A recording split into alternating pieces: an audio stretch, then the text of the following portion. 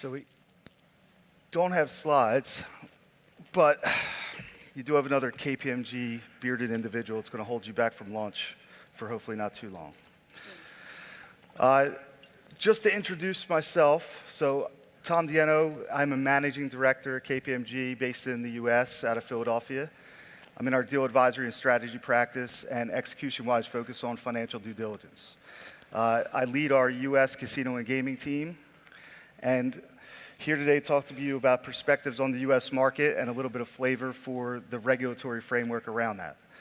So just to set the stage, I mean, we have, legislation and the repeal of PASPA that really disrupted the market in the US, which in a good way, right?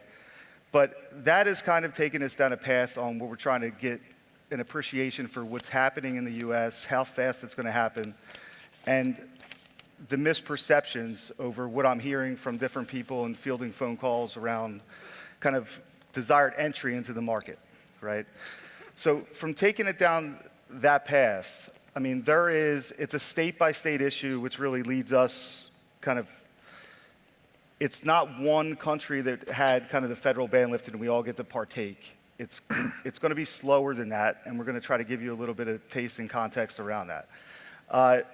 We do have an appreciation for iGaming on a global front at KPMG, and I believe we do complement each other, considering I've been focused on land-based operations for the last 16, 17 years, and outside the US, we've been focused on iGaming, right? So thinking about kind of that aspect and what we bring to the table, we have a lot of different relationships and kind of expertise in certain aspects of the gaming market that we're hoping to kind of bring to the forefront for you today. If we think about kind of the intersection of that, and then we also have with us Susan Hensel, who is part of the Pennsylvania licensing. She's the one that's going to grant the licenses in Pennsylvania, so she is around if anybody needs to talk specifically about Pennsylvania. But being based out of Philadelphia, I've heard jokes kind of here and there on why you're running the gaming practice out of Philadelphia. We are now, I think, the largest in the U.S. for iGaming? Richard, is that right? You will be. Will be. But we have enough, I think we have more money that we're kind of already in play without even taking a bet. And we can thank Susan and the team for that. But just to go through kind of, I would let Richard introduce himself and take us through his bio, but we don't have that much time. We're already short on time. But he has been in the industry for how long? But I'll let you give a little bit of taste of kind of your background, and we'll get started from there. My name is Richard Schuetz. I entered the industry in the early 1970s as a college student dealing blackjack and dice at 9 at night till 5 in the morning. I then went on to the PhD program at Utah and wrote on gaming regulation, the Nevada experience. I wanted to be a college professor, but I found out I was making twice as much as a dice dealer as I was as a college professor, and so went running back to the industry. I've been in the industry all my life. I've been a CEO of a Las Vegas casino companies. I've had the opportunity to work for people like Mr. Wynn and Mr. Adelson and others, Mr. Hara. I have been able to teach as well in Macau and across Europe and across the United States. I also tend to write quite a bit, and I'm quite old, so I've just been around a long time. So considering we are close to Italy, I do consider Richard my consigliere in the gaming market and is able to kind of introduce me to a lot of different aspects. I mean, I know it from not only kind of growing up around it, but from my professional career, kind of starting in audit and now doing M&A work for the last 11, 12 years in the space. But Richard's kind of the expertise runs the gamut of what you want in a consigliere and be able to kind of give that advice. So just to kind of open up, if you want to take us through kind of the landscape of what you're seeing, kind of the overall PASPA online repeal and kind of what that's doing to the market, I think that might be a good kickoff point. On May 14th, the Supreme Court suggested that the Professional and Amateur Sports Protection Act was nonsense, and so they eliminated it. There's been a number of states rushing into the space. I think we have a very low level of knowledge within the U.S. environment. and a lot of people in this side of the pond are very interested in joining that operation. I think that one of the things I've generally found, and I experienced this with e-gaming in general, was a lot of the people on this side of the pond don't understand how regulation works on that side of the pond, and it causes a little bit of, people don't get it. And I think one of the issues is oftentimes people in this part of the world say it's stupid and doesn't make sense. I wholeheartedly agree. I have no question with that conclusion, but it's not going to change it. You thinking that it doesn't make sense isn't going to change anything. And so the sooner you kind of understand what are some of the trips and whatnot, traps, you can avoid wasting time and trying to expose yourself to that market. And one of the main points is you don't enter the U.S. market. You enter a state-by-state market, because each state is a unique regulatory entity. It's a sovereign nation, so to speak, with respect to gambling, and they will have different rules, and you can be side by side. You're going to have the server in this state, and you're going to have a server in that state. This state may allow mobile, this state won't, on and on. So just to be off the cuff, and nothing that we've talked about beforehand, but it's been coming up kind of over and over, and I've been fielding various phone calls from people that are looking to enter the U.S. market, and that, the appreciation for that, which I thought was kind of known, because let's just say we're isolated in the U.S., and that it is what it is. I mean, we're used to dealing with that framework, even from like state licenses for brick and mortar casinos, right? So, but people think you can just enter the market. When we talk state by state, something that came up in the M&A session earlier, which I do think is an interesting fact pattern. Right now, that's how we're living, and it's state by state. Do you see, or what would your response be? You weren't in the room for me, and I wish you were there next to me. What would your response be if you start talking about, is there going to be a certain inflection point where a certain state may do it so well that other states you think would potentially follow suit? Not to say automatic and reciprocity, but maybe a fast track to get licensed as opposed to how long things are taking at this point. I think that sounds like a great idea. I don't think it'll ever happen. One of the things that we are famous for as regulators, and I've served in 2 different capacities as a regulator, is that we're great about having meetings and sessions and traveling across the world to talk about harmonization. When we get back to our offices, we don't do anything about it, which seems to be the general tendency. I had an article, interestingly enough, I was asked by Global Gaming Business to write for their year-end edition, The Future of Regulation in the United States. And one of my comments in that article was that the state-by-state model is an antique vestige of a bygone era that makes no sense technologically or economically. But then I add to that to have the federal government step in, regardless of who is the political leadership of the federal government, is also extraordinarily high risk. So I don't know how we get out of where we are. It's fair. I just wanted to bring it up. It's kind of how I answered the question. I do think there might be potential at some point. Just I don't think there's anything in the immediate future that's going to dictate and take control away from the states, each individual state making that decision. No, I would be startled with that. So on top of that, then we have other issues from a regulatory framework, right? I mean, we have we have the Wiring Act. Wire Act. The Wire Act that causes kind of a disturbance in a lot of this. And is there any news that you have, or what are your thoughts on general from that aspect and the other kind of areas that are a hindrance to entering the market? I'm going to let him be the negative one, and I'll try to say the why we should be able to do deals. And I don't mean to be negative. I just think you need to be, as Adam mentioned, you need to be educated into the environment that you're entering to avoid mistakes and to manage risk.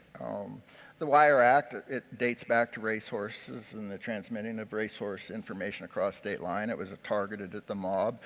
It's a legacy act that still exists there. There are lawyers in the United States that suggest that it may not be relevant to internet gambling or sports betting. None of them have been sufficiently convincing for anybody that's an operator to risk it. So that's important. It's always dangerous fiddling with laws. The example I always use is sometimes you'll take a law into the legislature. It's like going in for a little cosmetic surgery, and what you find is that when it comes out of that little bit of cosmetic surgery, it looks like Frankenstein, that once the legislators got into that beast, that they just went nuts on it and started changing all kinds of things. So there's a tendency on the industry to get the legislators involved. There's some other things. The sports leagues they kind of want to monetize their role in this, both in terms of the supplying of data and also with respect to integrity fees. They have demonstrated a fundamental, and Adam could help them, fundamental lack of understanding between the difference between handle and gross gaming revenues or win. They just don't get it. And then you have Sheldon Adelson, who one of my proudest accomplishments as an executive was I served 5 weeks as his senior guy. I was proud that it was only 5 weeks. He is the largest contributor to U.S. Republican politicians. It was interesting, on January 20th of 2017, he paid a $9.6 million penalty for a Foreign Corrupt Practices Act violation, and then went and sat next to the president that was being inaugurated. You know, his wife just was given a great honor in the United States. He gave over $100 million to the congressional elections. He's death on internet gaming, and if you know Mr. Adelson. And so that's a risk factor that's out there. I don't know that he's going to be able to get much traction. I think it's going to stumble along as it is now on a state-by-state basis. Okay, and I mean, so we have that, we have geolocation, right? We're talking. When it's state by state, you have to have geolocation. You know, you have to be able to make sure that wager is taking place within the state. So that's absolutely critical. And then even again, going back to different states, New Jersey has a very strong geolocation model, and they need it because they have mobile betting, and a lot of that traffic is coming, you know. Atlantic City is a city of 30,000 people, and it's not easy to get there.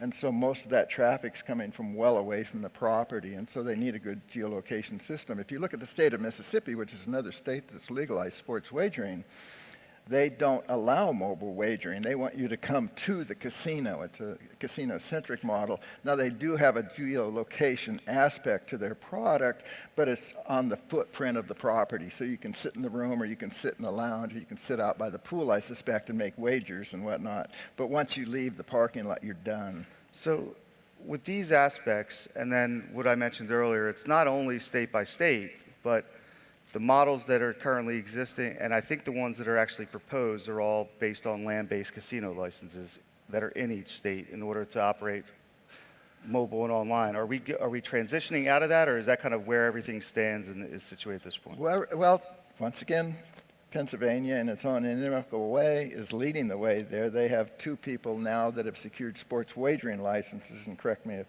I'm wrong, Susan, but that do not have a physical presence within the state. We're the first, so Pennsylvania's the first one to go down that path, right? Where it's, at least as far as we know, we'll connect with Susan on that later on throughout the afternoon. She's shaking her head, which has, I'm in such trouble now. Online wagering, excuse me. Online wagering. Yeah, so I mean, you can see that there's certain intricacies and nuances to operating within the states that are kind of, I mean, I've had somebody call for an online lottery system that they're selling at airports. And what they want to do is they just want to be able to go over to the States, sell tickets online, spin a wheel, broadcast it, and call it online gaming.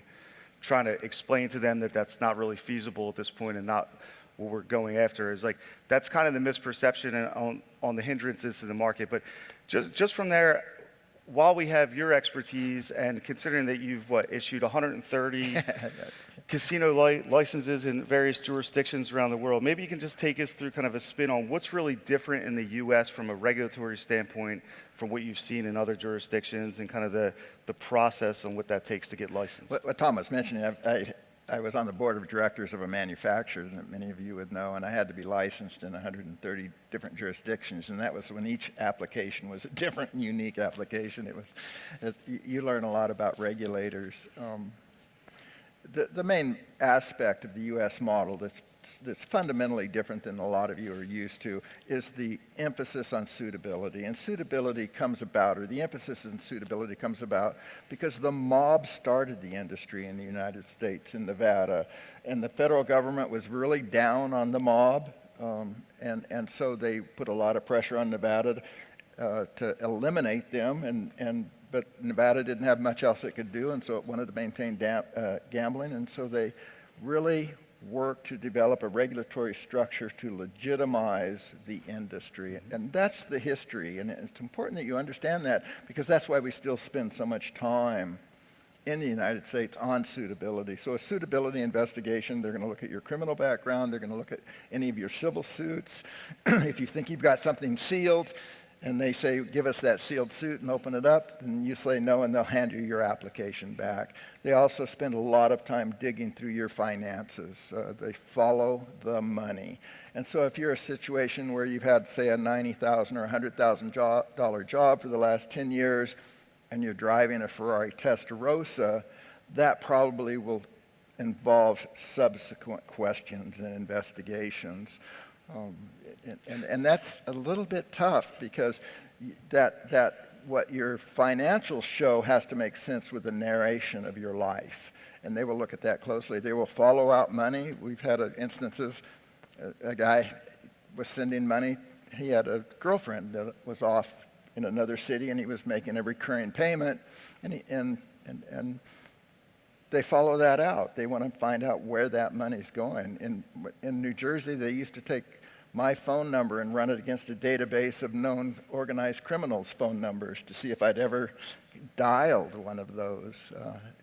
They just look at great detail, and you can't lie. And just as a recommendation for anybody that's planning on entering the market seriously, if you sit down with 10 people, they will tell you, we don't have any problems. 3 of those people will have problems. I guarantee it. And I've seen this happen both as an operator and a regulator. And so what you want to do is you want to get a competent authority to investigate your own people, because the last thing you want to do is have this great investment, the public relations and your company's brand on the line, and find out that you've got a problem that you didn't know about. And it may have been 15 years ago with one of your friends that's in the company, but you need to find out about those things now. And so I would get complete criminal, civil, and financial forensic background investigations done on your people just to make sure that you're as good as you need to be. I think there's a couple other details too. If those of you that have NDAs with your employees, you cannot tell in an NDA that you can't disclose to a regulatory entity, so that has to be a carve-out. Because if you go before a regulator and they say, well, I signed an employment agreement and I can't tell you that, that's the end of the hunt. So to take a step back then, so we know there's differences, we know the state by state, we know we kind of at least touched on it. We've talked about it before, and just trying to think, for the people that do want to go into the market, right, there's various ways that kind of I brought up earlier on how you might be able to do that. But when you go through, if you were an iGaming company here, and now we're seeing the partnerships and things like that that are kind of evolving, potential acquisitions of iGaming companies from U.S. entities to bring it all in-house, and where that's going to go, we don't know, right? But then there's other ways that we're thinking about might happen to enter the market. If you're an iGaming company and you're going with a non-U.S. operator to buy a casino in the U.S., is there, even if you had a management company or anybody, and I know we have different views on, is that even feasible? But is there a way, who would then be licensed? Who has to go through the licensing process? Is it the board of the combined company? How does that work, and how many people kind of go through that process, just thinking through it? Well, first of all, there's not a stock answer to that. If you are involved in the development of the technology of the gambling product, or if you are sharing in revenue of that product, you're definitely going to have to be involved in that, even if it's just an intellectual product. If you're sharing revenue ever, they're going to look at you. And if you're involved in the development of the game. Beyond that, it's kind of state by state. You have different hierarchies and whatnot. I remember in California, we had to license the chair maker. And one of the reasons for these off-vendor things is that's how they used to skim money out of these places. They'd pay a gardener $2 million a year or something, and that would be a way of skimming money out, and that's why they look at them.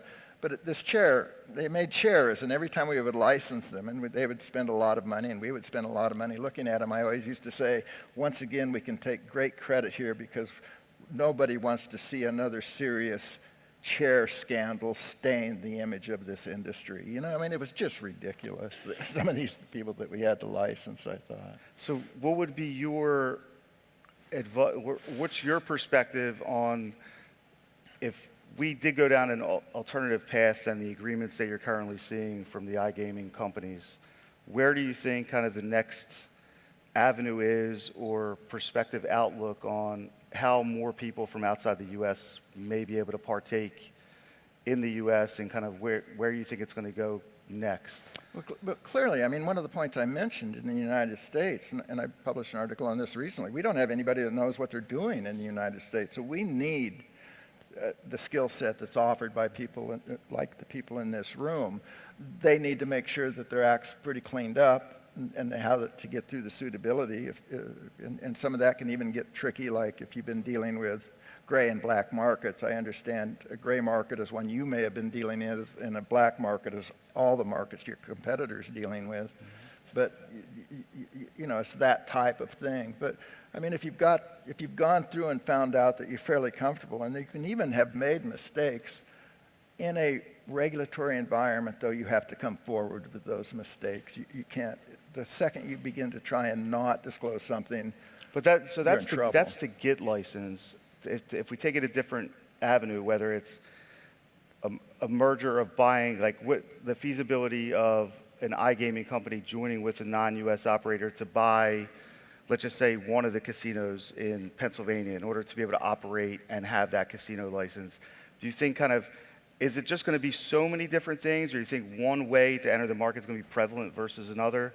I have mine that I kind of went through earlier, but just to get your perspective on kind of where you think the market may go and the easiest way to kind of enter the U.S. market as an iGaming company from outside. I think it's to saddle up with an American company that has an established brand and it's the financial resources that need your technology and your technical expertise. That's how. And it would probably put some weight behind making sure the license is approved of having that U.S. presence, or do you think that's even going to be, like, if you're a non-U.S., I'm trying to think of different angles. If there's a non-U.S. operator that came in for approval in a state, they would have to go through the same rigorous process, of course, because they don't already have a license in that state. But is there any alternative to where it's an iGaming company to get a U.S. management company to run the operation? They would still need to go through and have all that licensing done, even though they're not kind of on site and managing the business. Yeah, a lot of companies, especially if they have any curiosities in their past, are trying to figure out how to mask themselves from the process. The regulators are going to find you. You'll be unmasked. You will be unmasked, you know, and there's some real clever and creative people, and I know I've heard a lot of them because I get a call from London about once a week. Mm-hmm. How about if we, you know, and maybe, but not. And one point too, like there are some jurisdictions in the U.S. that have very good reputations. One is Pennsylvania, one is Nevada, clearly, one is New Jersey. And once you get licensed by them, it gets easier. You know, I've been subjected to over 100 different investigations.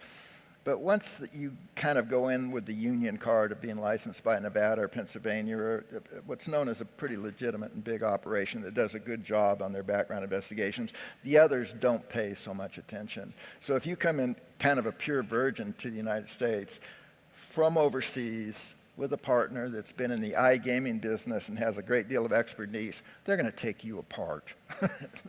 They're going to look hard. Well, I'm watching the timer get slowly towards zero, and just to open it up, because Richard and I, our first coffee meeting lasted 2.5 hours, so we could probably sit up here and just BS and tell some stories, and I'm sure, and Richard has a ton more, and he will be around, but I guess we'll just open it up. I don't know how many, Russell, Alice, how many questions, but if anybody has any questions, happy to answer them either now or later on, but. There were more questions in the M&A session, so maybe I answered them there. But Richard, everybody's around. If there's no questions, we'll break. And now finally, I think we'd be appropriate to say it's lunchtime. What, Yeah, it's lunchtime. One point I'll make too is that before you go into a licensing process with your team, you're going to want to make sure that you have in your employment agreements a way to get that person out of the group if that person needs to be lifted out of the group, because you don't want to be negotiating his severance package without any contractual enforcement when you're waiting for this massive investment to take place. You need to have that done before you get to that place, or that individual can hold you up. All right. Thank you all. We'll break for lunch.